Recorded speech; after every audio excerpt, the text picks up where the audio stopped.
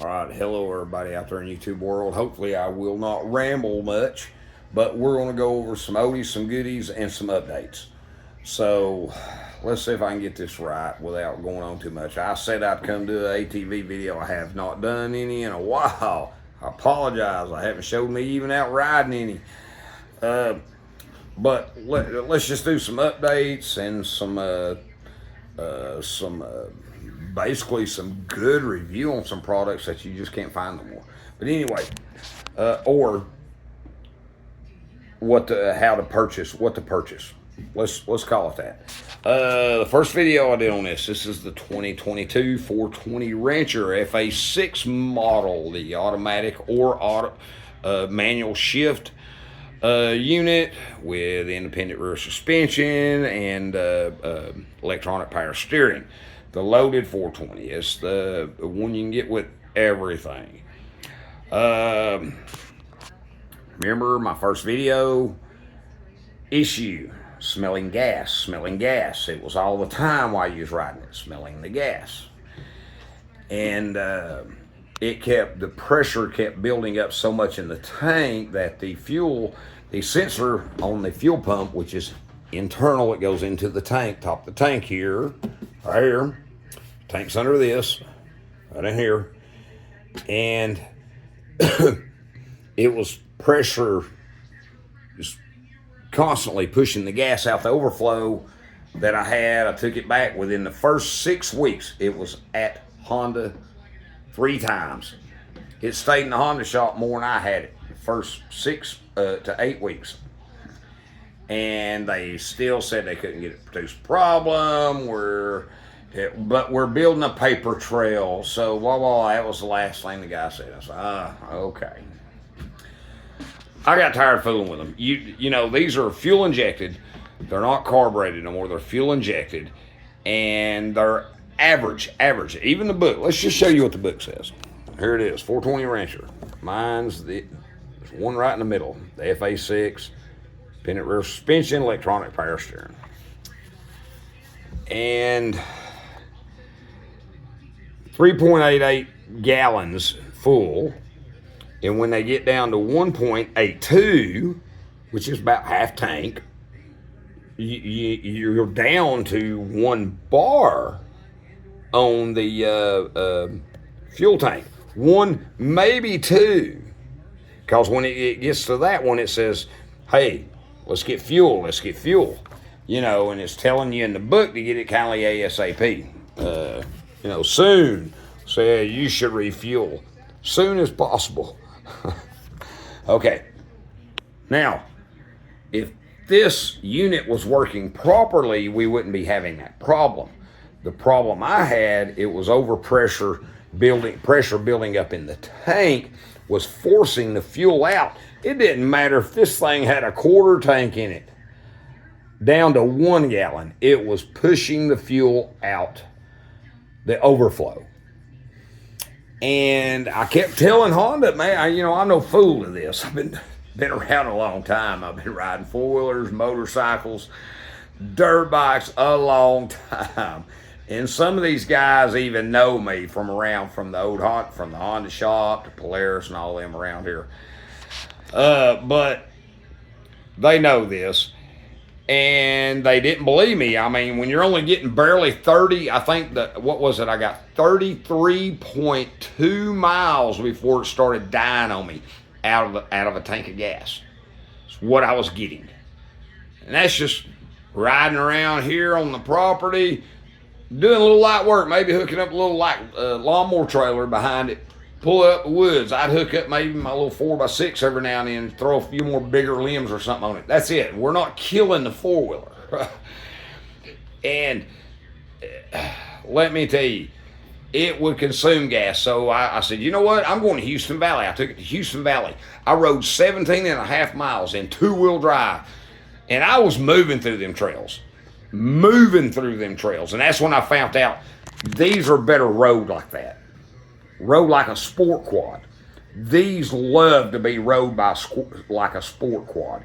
And with that, I don't know if that's electronic power steering or electronic power steering assist. It's more of an assist. My opinion, it could be a little more softer on the arms, uh, but it does good. But I still feel it like not like with the Polaris type power steering. Theirs is more like getting in behind your BMW or something and driving down the road. That's how theirs is, and I like that. I know I'm used to that, but I like that. But I've been on my son's 450 Grizzly. That's supposedly electronic power steering, and it's only really an electronic power steering assist. So it's a little more stiffer to the ride. My opinion, just my opinion, it's a little more stiffer for the ride. So for the ride and for the way this unit is actually set up, it's meant to be more road like a sport quad. You put a lesser aggressive tire on there, oh, you could probably spin through some trails and really make this automatic transmission come alive. I've learned how this thing shifts, how it does, uphill, downhill, just in the woods, backwoods, riding terrains and all that. And it's meant to be road. Ride it through them trails. That's what this thing was meant to be done. And now, put it in manual shift. Yes, you're going to have to ride it differently. But you can still ride it just as good. And but the automatic, I believe once you figure the automatic transmission out in it, how the gears shift, how it reacts, throttling up, letting off, throttling back up, how you get into it in different gears. Once you realize that after you ride it a few minutes, you will understand how that transmission works. And that will do you better in the long run as far as maintenance on the vehicle too. So keep that in mind for the well-educated riders. But this thing is meant to be rode like a sport quad, I'm telling you. And it loves it. And it's smooth. And I did stiffen the shocks up on this. That was probably the first thing I've done in about the first 2 months. I come back and I stiffen the shocks all the way up to the stiffest point. And that was the best thing for this, my opinion. And like I said, I use this for a lot of light work around here, but I've rode it too around here. And I'm just telling you, stiffen it up, ride it like a quad. Now, if you're out in the backwoods or whatever, there's where you're going to notice the only issue you're going to really notice with that is that power steering. Okay? So there you go. I wanted to let that be known because it's not going to turn like it would on a Polaris with that, like a 500 or a 850 Tour or something like that with the power steering. You're not going to notice that turn. Of course, you're going to be on a little bit bigger unit, but not that much. Just keep that in mind. It's just the way it handles between their power steering and the power steering on these Hondas. So, power steering on Polaris, in my opinion, is the best out there. But back to the Honda. There you go. That's my opinion. It does not have the mustard under the rear end. It's more. This thing is meant more to be a quad type ride. I mean, it really opens up that automatic transmission. You'll find it shifting just at the right time. I mean, hitting the gear like you want it. And not braking. You won't be braking that much. That transmission, it does its job. At high and low RPM, it will do its job. And it's just, it's really nice. I have to admit, after learning that, it's really nice. But don't expect not to be sore at the end of the day. But if you're just out riding for the day and you want a pleasure ride, or, and you're maneuvering through some areas, for the day, You know, it's a ride, but you're not, you know, you're not going through in just a two-wheel drive mode where you can sport type through. So, depending on your riding conditions and what your elevation of riding is, but this thing was meant for that type of riding. Have I had an issue with four-wheel drives? No, I have not had no issue with four-wheel drive. Steering when it's in four-wheel drive with the power steering, it says, I have not noticed really no difference in the steering, whether it's in two-wheel drive or four-wheel drive. So there you go with that. It's pretty much the same reaction, you know, other, you know, four-wheel drive, of course, but as far as the handling, yes, it's still the same. Okay. So enough on the 420 Rancher. I guess that might be what everybody wants to see. A video on this thing. I'll give you another, I don't know if I mentioned that. I think I did. I won't go into that, but I like how Honda did make this where you could take this plastic piece off in one whole section. Makes it easier to get to, work to, and all that. But anyway, I think I did mention that. Powell Tornado. You can look at my past couple of videos, and I bought the new deal of this with the lights and speakers and all that. Like I said, you don't lose. Look at my other videos on that. You don't lose quality, you lose volume because they made a big change and made it more streamlined and nicer looks. And like I said, you had lights and speakers with a remote, had built-in Bluetooth and all that, but it was a two-piece thing. The cables come out of it different. This is solid. These ain't two-piece. These are one piece, the Powell Tornado. You find these, you're buying a tank to put on an ATV, and it's the sound. They are 500 watt. I'll show you that. 500 watt, and they're called the 550 BT. So I'm assuming that's for Bluetooth. They come with a Bluetooth adapter, and you can still play your iPod. You got your iPod hookup right here. Comes out. So these are solid rubber grommets that, you know, encave them into the this hard PVC tubing type. I don't know if that's PVC or what it's made of. I think it is like a PVC, but still big old thick rubber grommets. You can't find them. They're not like the PLA TV 6.5s or PLA TV 8.5s. Them are like a nicer, newer version, but I don't know how they would hold up yet. I know that, like I said, the volume's not there, the quality's not there. Well, quality's there, the volume's not there. You lose a lot of that for the, I guess, the perks, if that's what you want to call it. Me, personally, I like quality, sound, and play it loud when I want to. These are perfect for an ATV. These right here sound good. You probably pull up some videos. I don't know. I probably need to do one of me pulling up, coming off at about 150 feet, 100 yards or so, or whatever, pulling up, letting you hear it at a good volume that I like playing it at. Lets you hear it, how crisp and clear they sound. The other one sounded good too, that you just didn't have the volume that you would think because it's bigger amp. And then the 1,000 watt. You had the 850 watt or 650 watt. Yeah, 850 watt and the 1,000 watt, something like that. Anyway, the PLATV 6.5 or PLATV 8.5s. Look them up. Powell makes them.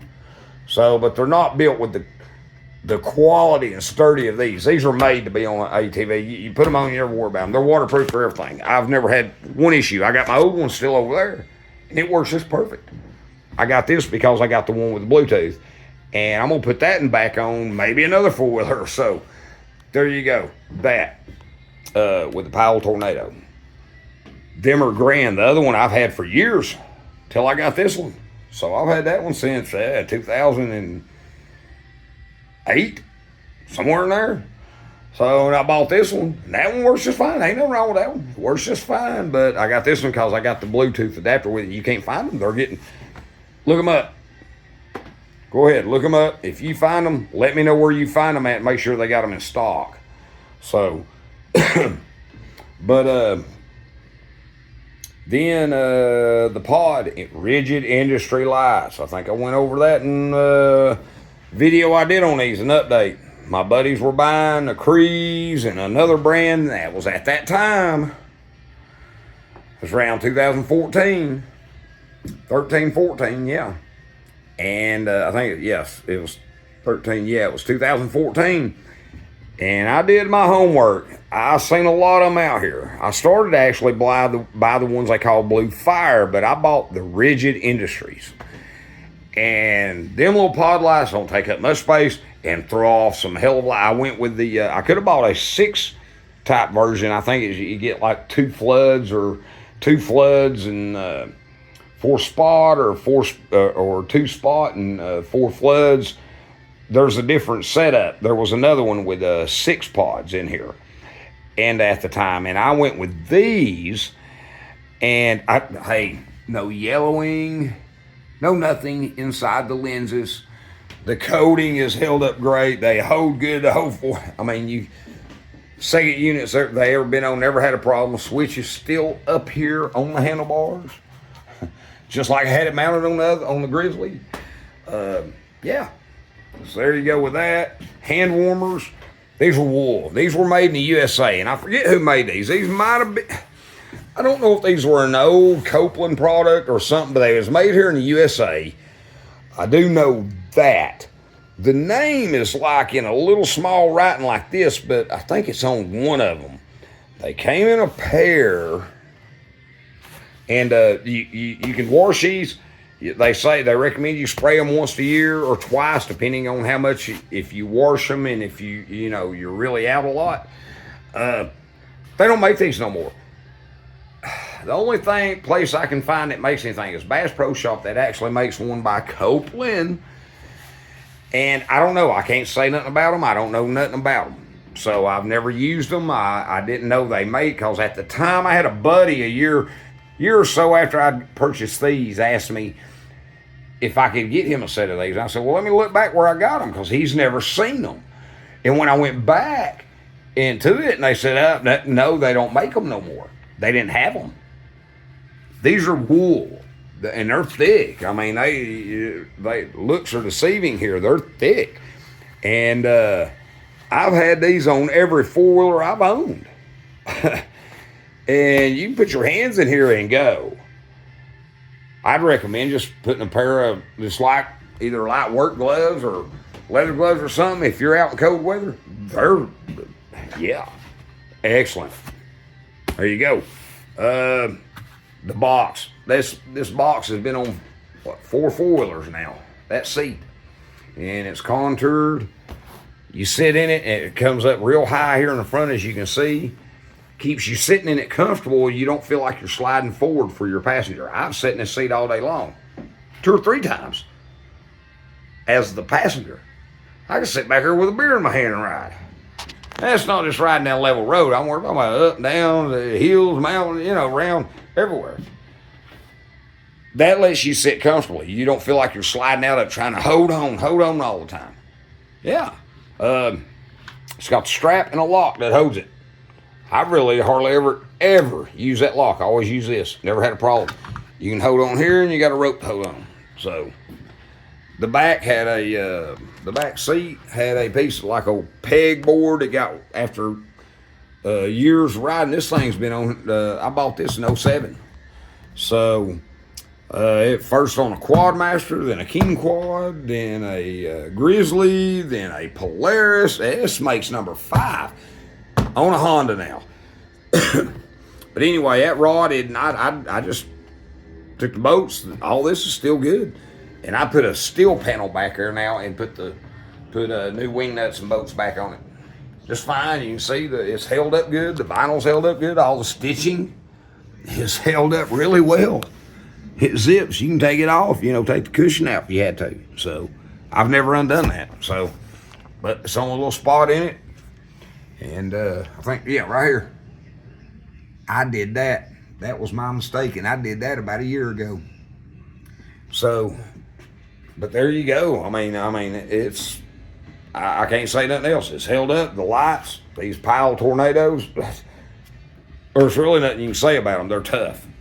A note on the winch. I've used the crap out of the winch. It looks like I got some wood under that roller. But I've used crap out of that winch. And the remote, the battery still has not went dead on it yet. It works just fine. And I've used that a bunch. Around wood, pulling logs or whatever, I've used it a bunch. So there you go. Yeah. But yeah, just an update on everything, the ATVs, and maybe I can get you some video here on riding, because I know I'm going to take my grandson. We're going to go with my son. I'm going to take him riding on his first real four-wheeling trip somewhere other than Houston Valley. I'm going to take him somewhere so he can camp out and ride and everything else. He's 6 now, so he'll love it this summer. But anyway, there you go. Just some updates on some oldies, some goodies, and the 2022 Rancher. Yeah, this is probably, and this is one reason I've never wanted to buy a Honda, was mainly the transmission. And that is why I didn't want to buy a Honda. Understand, well, it's sealed. You only have to worry about getting water in the motor, blah, blah, blah. You got transmission lines, they got to breathe too. But you got to bring them up, which they did do that with these. But I've already seen that hands-on, firsthand. But still, they're meant to be rode. These are meant to be rode like a sport quad. This is my opinion. When I open this thing up in two-wheel drive and get to running around the trails, up, down, have to, get in and out of the throttle constantly, and then when you can really open it up, wow, okay, it's nothing fast, but it does good. It feels good out there on the trails. So, but that's what I was getting at. I just don't believe with that transmission and you're using it for the work, it doesn't, even in manual, it just does not have that extra hump under it you would think at this size would have. So, I know it's not a big bore at all by no means, but I've been on carbureted ones in other ones, in old 500 Foremans that I was like, wow, okay. But anyway, there you go. There's some updates on some old stuff. Hopefully, if anybody has any questions on them, there it was. That some of my older videos, some of this stuff's 10 years old or older. But there you go, and thanks for looking.